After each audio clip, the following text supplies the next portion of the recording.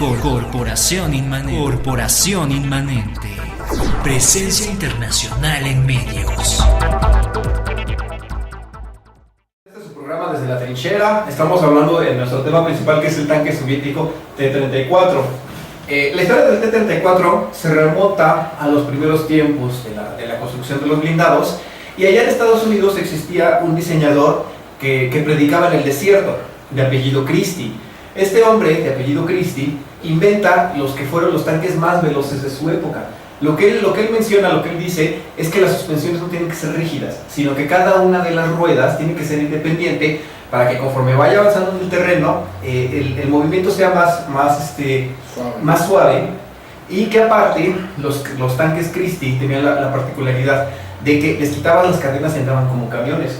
Este concepto a los americanos sin duda no les pareció agradable, y entonces los soviéticos, que estaban ansiosos de nuevas ideas, le compran el modelo, le compran la patente, y entonces el chasis de Christie es el que va a formar la columna vertebral de lo que es el arma de tanques soviéticos. Conforme va pasando los años, los soviéticos buscan la manera de tener un tanque. Buscan de la manera de tener un tanque que, aparte que ellos, ya pasó la campaña de 1939, ya vieron qué es lo que los alemanes tienen en la campaña de Polonia y la campaña contra Francia, y entonces ellos se dan cuenta de que los tanques alemanes, estamos hablando que ellos tenían un Panzer I, un Panzer II, el Panzer III, y lo más pesado que ellos tenían era el Panzer IV. Panzer IV con obús corto de 75 milímetros, y entonces ellos buscan algo que sea mejor que todo esto. Sí, ya los soviéticos también habían tenido una educación bastante triste allá en la Guerra Civil Española. Los soviéticos habían mandado equipo y habían mandado tripulaciones, y se habían dado una soberana paliza, y se dieron cuenta que sus tanques eran ineficientes. Y número uno, la coraza, la protección era inferior. Cualquier cañoncito más o menos mediano, potente, les daban la torre. Número dos, el uso de la gasolina, se dieron cuenta que era un terrible error. La gasolina se incendiaba, tantito entraba una chispa y adiós tanque. Entonces dijeron, a partir de hoy todos los tanques tienen que usar diésel. Eso era lo más importante, el diésel. Y entonces todas estas ideas y aprendizajes que habían tenido en la guerra civil, junto con la visión que habían visto y cómo los alemanes, en este momento recordemos que alemanes y rusos eran amiguitos. Es más, los alemanes les habían mandado unos Panzer III de evaluación, y dice la leyenda que cuando los soviéticos vieron los tanques dijeron, yo no les creo a estos que eso es lo más avanzado, o sea, no, porque ellos ya estaban desarrollando lo que eventualmente se va a convertir en T-34, ya una potencia más grande, ruedas más grandes, una aguja más pesada, un cañón bastante defendible, porque el cañón de 50 que en el momento usaron era muy chiquito, y entonces no les creyeron que eso fuera lo más avanzado alemán. Conforme va pasando el tiempo, los soviéticos, la particularidad que hizo al T-34 superior a los tanques alemanes, en primera era su construcción era muy robusta. El T-34, como todas las cosas que construyen los soviéticos, es para que dure y dure y dure. La característica principal del T-34 es que su glacis, o sea, el blindaje frontal, no es una pared así vertical, tal como todas las conocemos, sino que está inclinada. Entonces, al estar inclinada, esto hace que el acero, que tenía 40 milímetros de espesor, al inclinarlo se aumentaba un 50% o hasta un 100%, se volvió 80 milímetros, porque la bala, la munición perforante, tenía que atravesar una carrera más larga para atravesar un blindaje que estaba inclinado. Otra de las características que vuelven al T-34 un tanque superior son las cadenas. Las cadenas del T-34 eran del doble de ancho de lo que usaban los tanques alemanes. Esto les daba la ventaja de que en terreno fangoso o en nieve ellos no se hundían, mientras que los tanques alemanes sí, obviamente porque la presión del suelo era muchísimo mayor en una oruga más corta. Además, las ruedas eran más grandes, las ruedas de los T-34, de los vehículos soviéticos como en general, siempre fueron más grandes, y a diferencia de los alemanes, que eran más chiquitas y eran más, pero evidentemente al meter más, pues era más fácil que se descompusiera, o incluso cuando cuenta también en las tripulaciones que cuando se rompieron las ruedas interiores del Tigre, como de tener sistema híbrico, tenían que desmontar como 16 ruedas para sacar la que estaba rota. Entonces era una pesadilla técnica para los alemanes. En cambio, el T-34 no, era sumamente fácil de operar, fácil de reparar, fácil de recuperar. Una vez que si lo destruían, lo mandaban a la fábrica, lo reacondicionaban y otra vez de regreso a combatir. La pieza, el cañón de 76 milímetros que montaba el primer T-34 era un cañón infinitamente superior a lo que usaban los alemanes. Estamos hablando que a principios de la guerra, la munición, los cañones que usaban los tanques británicos, los tanques americanos y los tanques alemanes, iban de 20 milímetros, 37 milímetros, y el más grande, que era el que usaba el Panzer IV, era de 75 milímetros, pero era un obús. O sea, por obús se entiende que su trayectoria y su disparo es mucho más lento y tiene una trayectoria parabólica.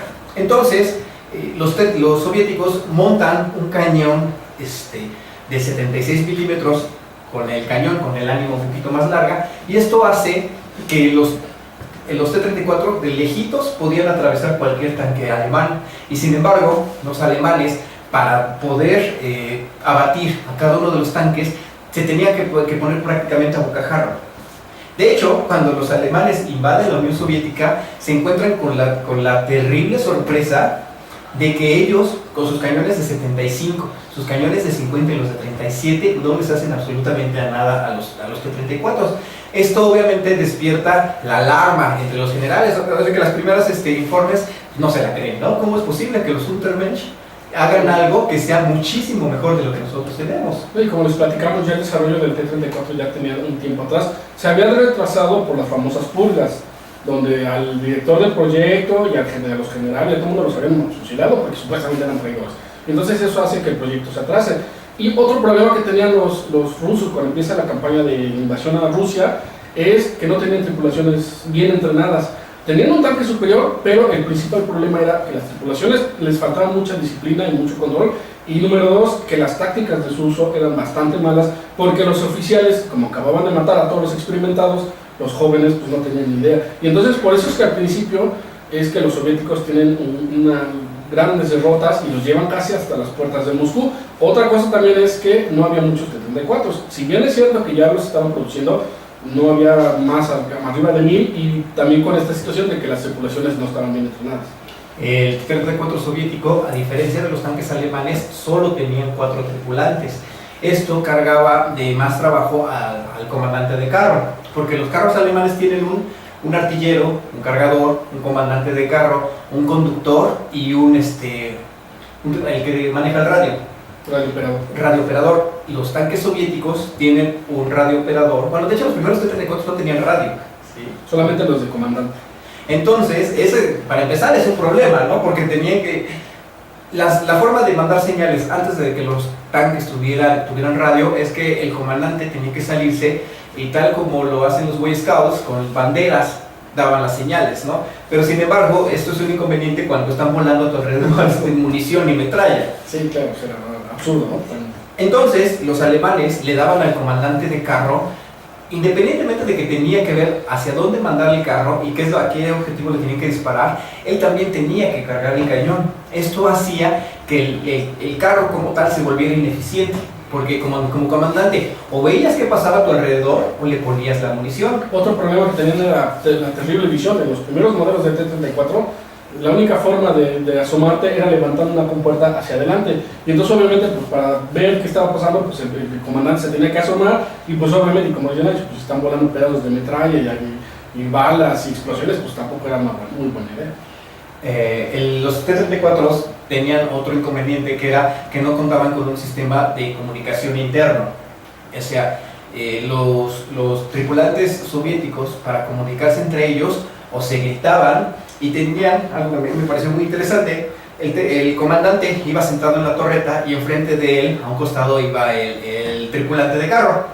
Entonces, idearon un sistema para comunicarse cómo iba a manejar el tanque. Entonces, le pateaba aquí al costado, en la espalda, y das vuelta para acá. Le pegaba con la otra pierna en la izquierda y das vuelta para acá. Si le pegaba con las dos, se paraba. Y si le empujaba para atrás, entonces era para adelante. Ese era su sistema de comunicación. No tenían, como los tanques alemanes, estos micrófonos de garganta. Micrófonos. Entonces, sin duda, todo esto, junto con que no tienes tripulantes entrenados, con que le cargas más trabajo a tu comandante de carro, y que aparte se menciona que en un principio, cuando los alemanes comienzan la invasión, los tripulantes y los comandantes tenían miedo de usar tácticas innovadoras, ¿no?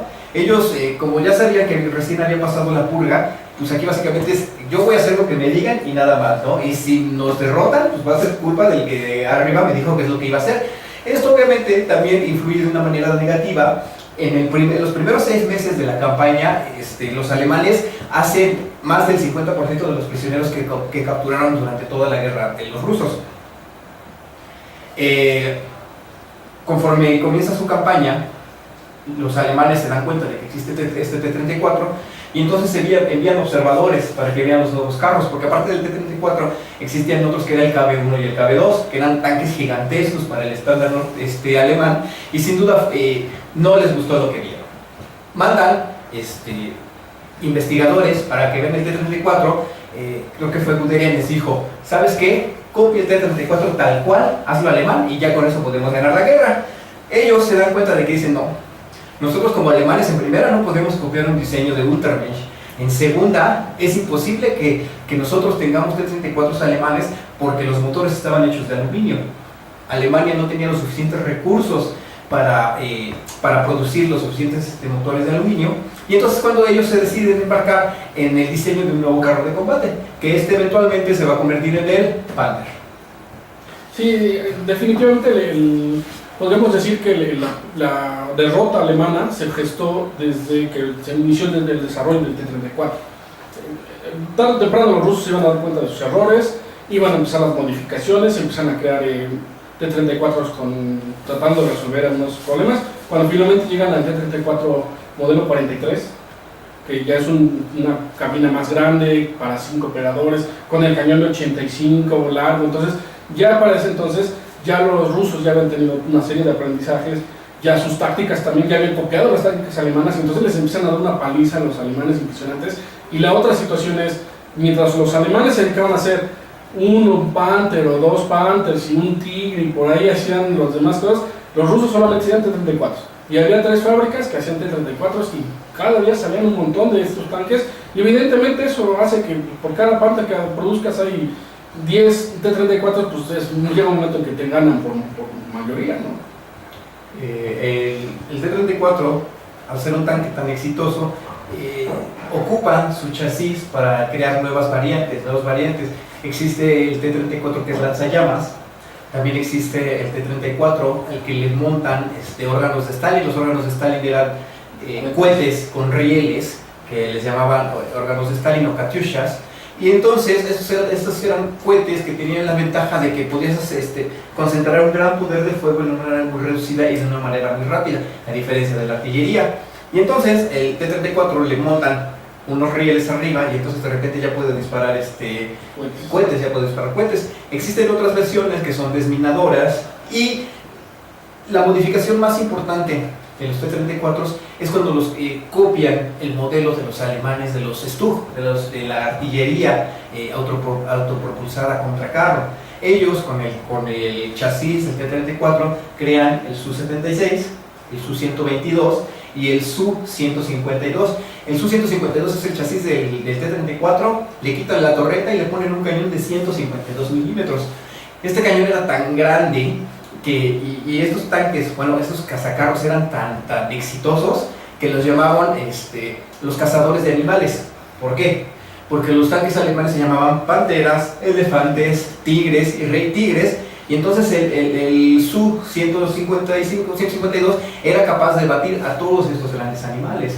Entonces el T-34 es un modelo tan exitoso que tan pronto termina la guerra se sigue fabricando. Bueno, ya vamos a pasar un pequeño corte que nuestro amigo David nos está pidiendo. Regresamos en unos minutos. Corporación Inmanente. Presencia internacional en medios.